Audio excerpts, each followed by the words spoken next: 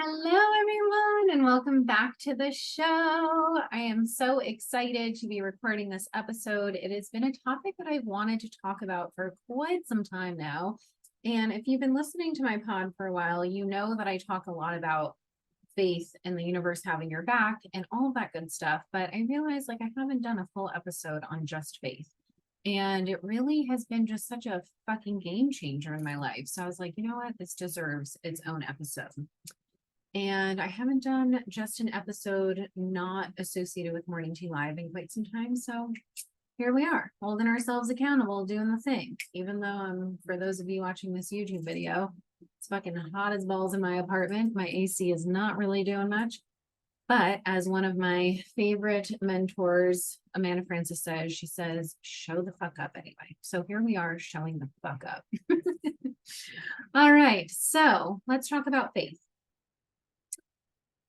I used to have a basically non-existent relationship with faith. I knew that I believed in some type of higher power. I knew that I believed in God to some extent, but I didn't know what that looked like or felt like.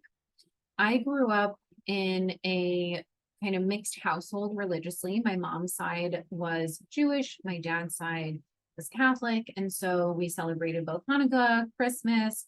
If you guys are a fan of the show, The OC, Christmaka, as Seth Cohen calls it, resonated deeply in my soul, made me feel very seen growing up watching that. So religiously, I was raised Jewish because my mom, in the Jewish religion, you follow your mom's side. And my mom was Jewish, but identified more as just spiritual. She even called herself Buddhist at one point. She didn't really identify with the Jewish religion, but more so just culturally. And so I was bat mitzvahed, and then I never went back to temple after that. And so I never really felt religious. But I knew that culturally I was this Irish Jew mix where I would celebrate all the holidays, and I loved it. I loved having a little bit of both. And so I knew that I identified more spiritual, but again, I didn't really have a deeper understanding of what that looked like. And it wasn't until my last relationship 2 years ago, I've been single for 2 years now. And during that relationship, my partner was the most spiritual partner that I had ever had, ever. And he taught me a lot. He taught me a lot about spirituality, about God, about faith, around angel numbers, around the chakra system. He taught me a lot. And it was during a time in my life where I really needed some faith. I was at this pivotal point in my journey where I knew that the therapy world was not feeling very aligned for me. I was about to sit for my licensure and go into private practice, and it all just kind of felt like this safe backup plan. But I knew that my soul was wanting something different, and I didn't know what that was. And for those that know, at the time when I met this partner, I was part of an MLM, and I was so desperate to find some other way of building generational wealth, of making an impact. And I truly believe that that time prepared me for a lot of the lessons that I needed to learn about faith around getting my soul into alignment with my true purpose, which is exactly where I'm at now, doing my business. And I really needed this partner to come in at this time and help me open my mind that there could be something else beyond what I was seeing. So what I was seeing was, okay, option one, stay in the therapy world. Option two, continue this MLM. And neither of them felt aligned. But I was like, all right, if I quit the MLM, I'm going to have to do private practice.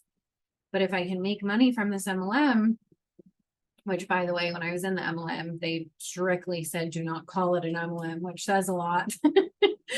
But they just, called it a business, let's say, whatever. Anyway, so yeah, I was doing this network marketing and I was doing my therapy job, and I was like, neither of these are feeling aligned, but it felt like those were the only two choices.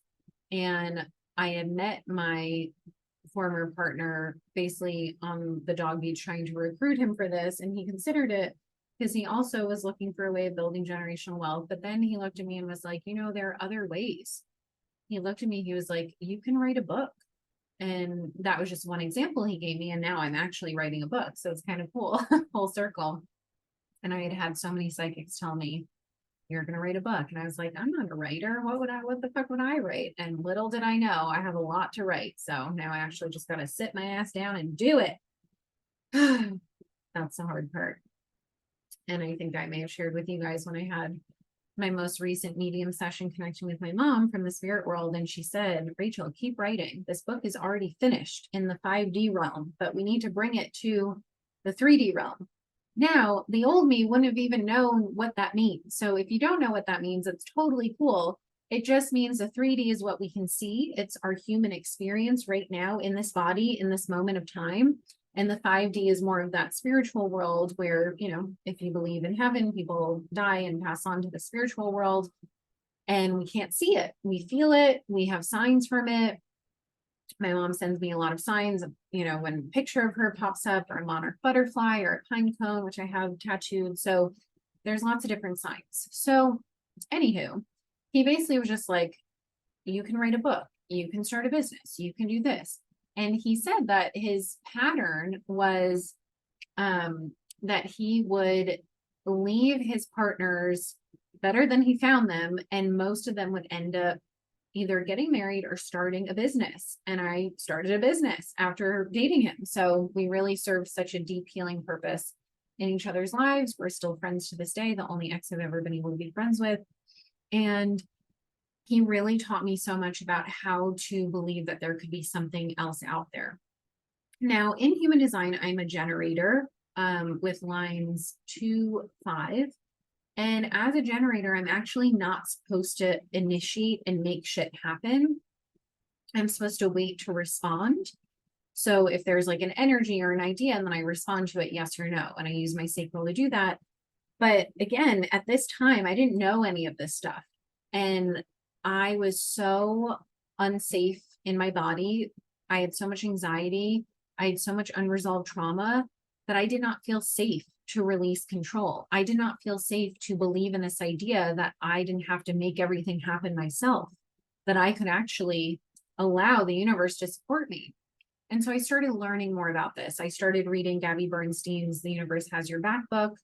Mind blowing. I was like, what? There's this whole universe that supports us? Like, what? Why doesn't anyone teach us this shit in school? Like, what? Like, it was fully mind blowing. Today, I had a conversation with a client about the energy of money. And I was like, we need to learn this stuff in school. And she's like, yeah, I've never heard of this before. There's a reason they don't teach us this shit in school. But that's for another day. The point is that it's up to us to educate ourselves. And so for me, I really did this deep dive into spirituality, into energy, into, the universe having your back, into co-creation, into manifestation, into all these things. And as I started opening myself up to that, the universe guided me to literally finding the people I was meant to find to be where I am today. So for those who know the story already, and for those who don't, my TV addiction, I was addicted to the show The Bachelor. I even applied twice to be on it, but then I didn't fully finish it. That's a story for another day. And my TV addiction led me to healing my TV addiction. So my TV addiction led me to find a contestant on there on Instagram. She then posted about my mentor, Amanda Francis. Then I joined Amanda Francis's Money Mentality Makeover. I learned about manifestation for, one of the first few times in my life, like fully understanding it. And then that led me to being introduced to the coaching world and led me to saying yes on a discovery call to joining this program to start an online coaching business. I didn't even know what the fuck that was. I had no idea. Like, all of this was just so foreign to me. I was still very much in the corporate world, very much in the 3D world. Had no idea about any of this other stuff. And it's wild because, so much of my people in my life, my family, my friends, like, they still don't know about this stuff. And I'm like, guys, do you know about this manifestation shit, this energy shit? Like, it's fucking potent. It's powerful. And it's wild to now be on the other side of it. where I've not only learned about it, but now my work is to fully embody it and become that powerful co-creator of my life. And I've done so more and more, but it's still a work in progress. And so to be at this point and then to look at how people are still living from this place of control and thinking that they literally have to do everything themselves and that the universe doesn't even exist. Like, what is the universe having your back? What does that even mean? Like, to look at people relating that way and be like, wow, I used to live my life that way. It's mind blowing. It's truly a whole different way of living. And so how this plays into business, love, relationships, relationship with myself is control has always been such a huge protector for me. When my anxious attachment will get activated, control. And I've had to learn to feel safe to soften that. It still comes up. It came up the other week. I had to apologize to my mentor because I was fucking trying to control shit. And she called me out and she was like, listen, there's control coming up. And I was like, I feel it. I see it. I didn't own it at first. I first argued with her and was like kind of wrangling and getting defensive. And I was like, oh, fuck, you're right. So yeah, sometimes we do that. And then we have to be with the shame of that.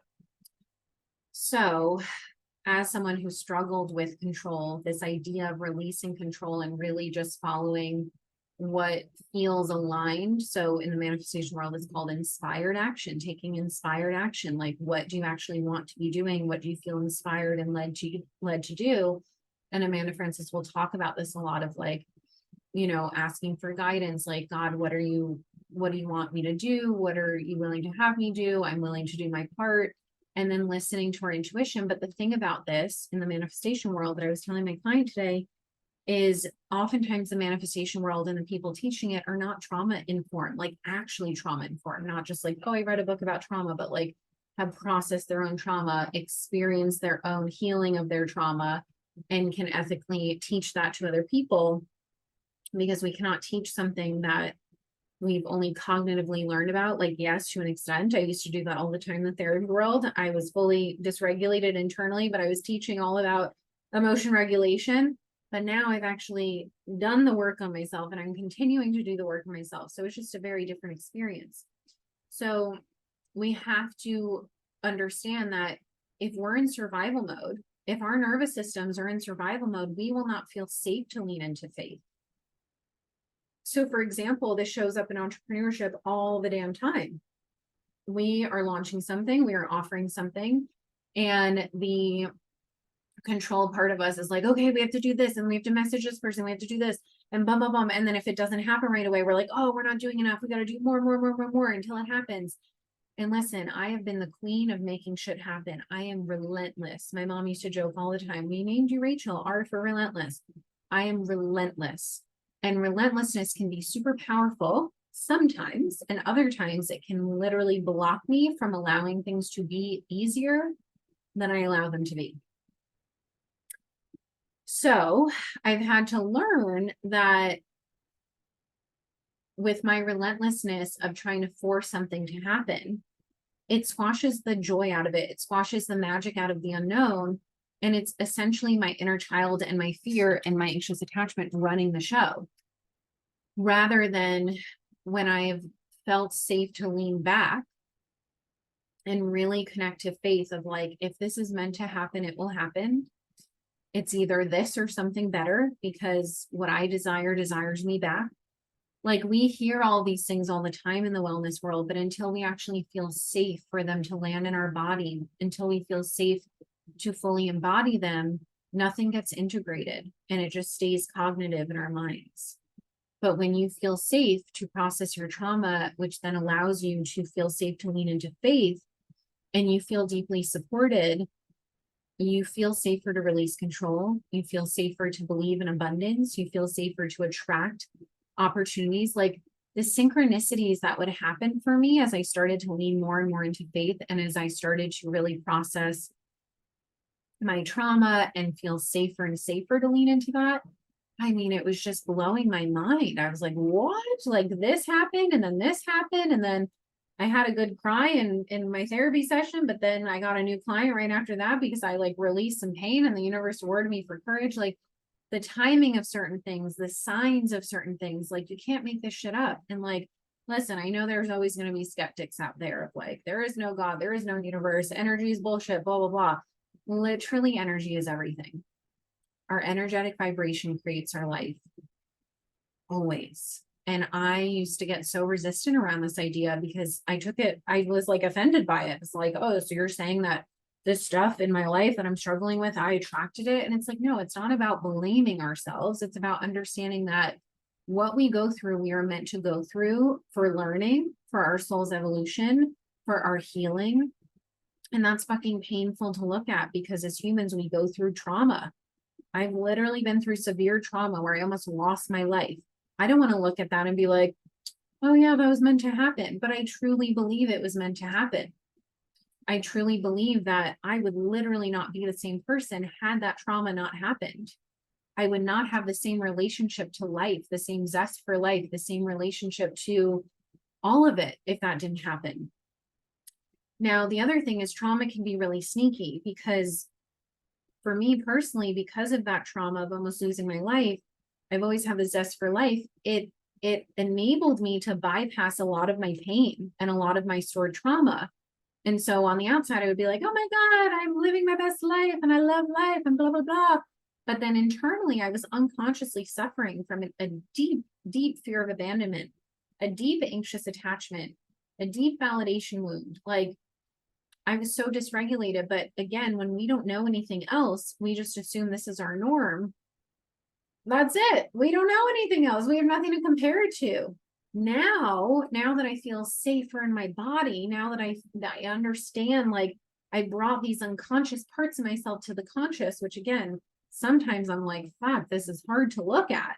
It shatters your perception of yourself, but it allows you to let go of the old ways of relating through your trauma that no longer serve you. And it allows you to step into a more powerful version of yourself, a more authentic, embodied, connected version of yourself. And that is fucking priceless.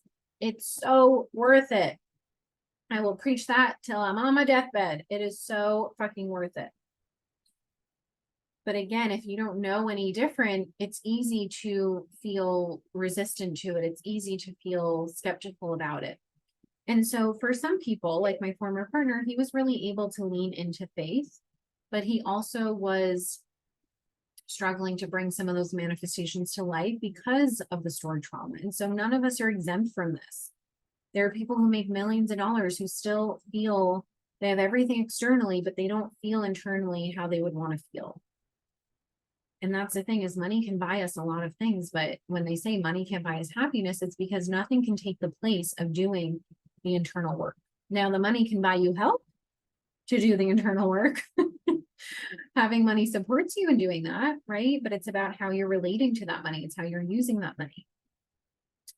So all of this is to say that regardless of where you're at on your journey with faith, if you really struggle to connect to this idea of a higher power, a higher being, I don't even call it God. I call it the universe because that's what resonates for me, but replace that with whatever resonates for you. I had a former Jesus loving friend who got so upset every time I said the universe instead of God. And I looked at her and I said, but what's the difference? It's literally all the same thing. So to me, it's all the same. So whatever you want to call it, spirit, divine, higher power, source,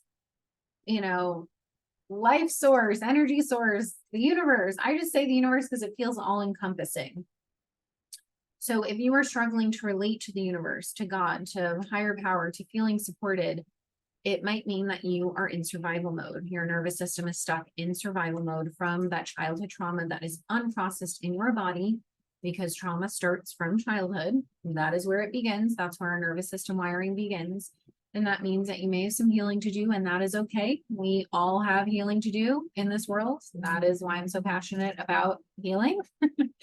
And if you are like in the phase where I was, where it's like you're learning about it, but you're having trouble embodying it, really looking at where are you struggling to feel safe to release control? Where are you struggling to fully believe that you don't have to be the one to do all of it? And there's a big and to this because we have the people like me who are like, in their masculine energy, like do, action, action, action. And then you have the people like my former partner where, and I'm not sharing anything he would be sharing. So just for y'all to know, where he would be more in the feminine energy and he would struggle with the action part. And so we need a balance of the masculine and the feminine. We need a balance of taking the inspired action because the universe responds to you. So you have to go first, and then the universe supports you in that. Because the whole idea is the universe wants you to believe in you first. So if you're just waiting around like, God, give me a sign, or God, give me, some direction, that's fine to ask for direction, but you also have to connect home to you. So you have to move first. Then the universe will respond to that. And it's a balance of taking the inspired action while knowing that you don't have to force things to happen. You don't have to control things happening in a certain way or in a way that you think they should. But you can trust that if you take that inspired action, that is more than enough.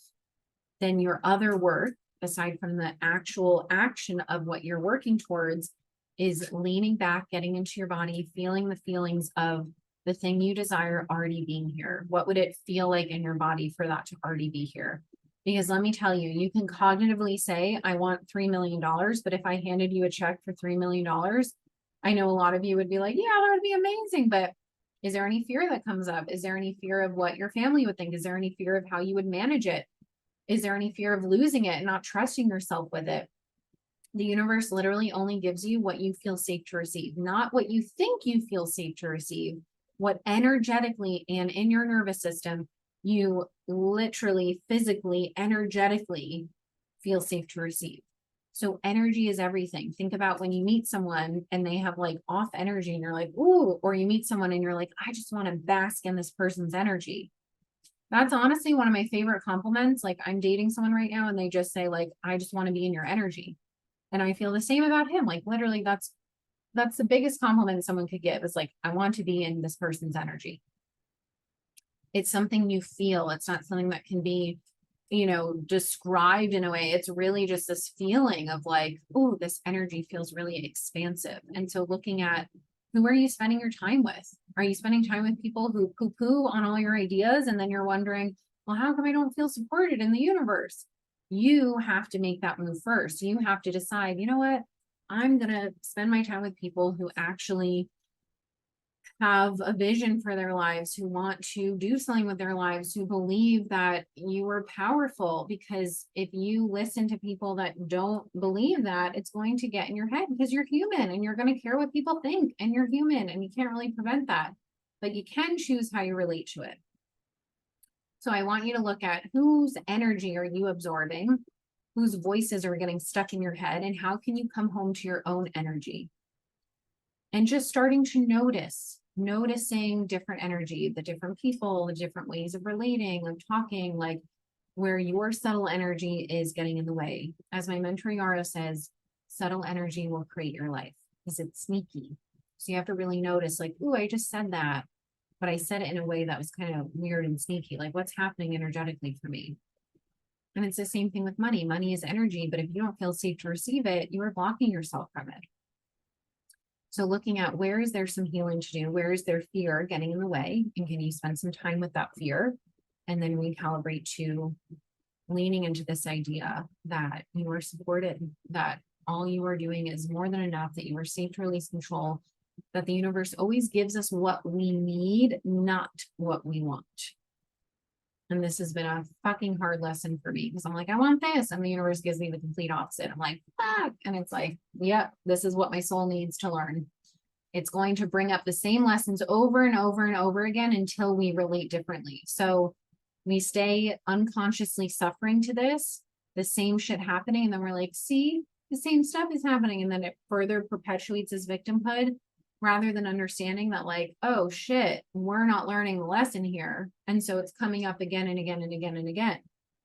This happens with money all the time.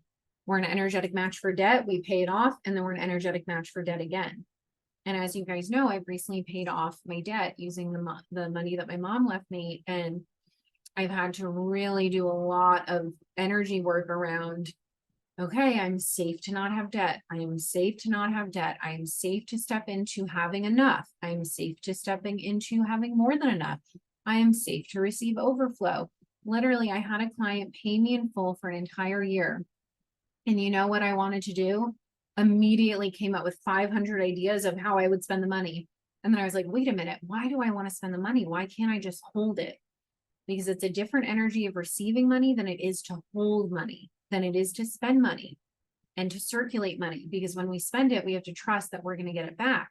But if we don't feel safe to hold it, we're just going to continuously build the same debt cycle over and over. So where are you not feeling safe to hold money and use it very preciously and intentionally? Not precious in an attaching way of like hoarding, of like, oh my God, I'm never going to see this money again. But more so of like, I value this. Money's my bestie. We are tight, thick as thieves. And so how can I value it and spend it in an intentional way? And so for me, that means holding it. And I held it for a couple months, and then I spent some of it on an investment that felt really aligned for me. So listen, this is all a work in progress. I want you to meet yourself where you're at, but I really want you to take some time, breathe into your body, journal. What does faith look like for you? How do you know that you are supported? What signs can you look out for? What sign do you want to ask the universe for?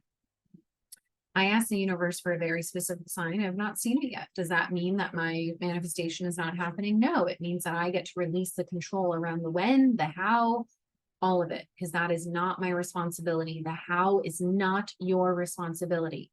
Your responsibility is getting clear on what you authentically desire, not what you think you should desire, not what Sally next door thinks that she desires. What do you desire? And that's okay if you don't know yet. That just means you have some getting to know yourself to do. Not to add any more homework, but you know what I mean. It all comes back to connecting home to you. So I hope this was helpful in getting your beautiful brains thinking about faith, thinking about how fucking supported you are, and loosening the reins if you are someone like me that is like big on the action, or if you're big on the faith but not the action, leaning into a little bit more of, okay, how can I hold myself accountable and fucking putting in the work and making shit happen, because I'm the only one that can change my reality. And the universe so desperately wants to help you in that, but you have to help yourself first. And if you need support with this, obviously I am here. Please let me know. We can chat about different ways of doing this work. And if you were listening to this on Friday, today is the first day of my new group program, Powerfully Single, which is all about stepping into your power and using your time single. Or I have some people in there that are also going through separations, and they're going to be newly single. Wherever you're at in your relationship journey, in your single journey, if you're dating, if you're not dating, if you're dating yourself, if you're dating a million other people, like wherever you're at, Powerfully Single is for you to embody your most connected, powerful single self, for you to step into your power. So it is not too late to join. It is 555. And then after it's over, it will be jumping up to 888. So you can still join us for the live call today at 4 p.m. Pacific, or next week. If you can't attend today, you will get the replay. There's going to be homework, fun homework assignments, journal prompts. And yes, I said fun homework because that can exist. And affirmations and hot seat coaching, Q&A, meditation, staying in your power, inner child meditation. You guys know that I always over deliver because I want this work to be accessible to everyone, and not everyone's going to be able to do the high ticket offers. So I make these smaller programs to reach more and more people. So this is a steal of a deal. If you are ready to deepen your spaciousness with yourself, if you're ready to deepen your connection to yourself, get your flirtation on, get your just feeling good in your body, feeling lit up by yourself, by your own energy. You're needing an energy boost. If you're needing an energy shift, if you want to show up in the dating world or show up in dating yourself in a new energy, this is for you. So I would love to see you there if you are ready to embody your most powerfully single self. I love you guys so much. Thank you for tuning in, and I will see you on the next episode. Mwah.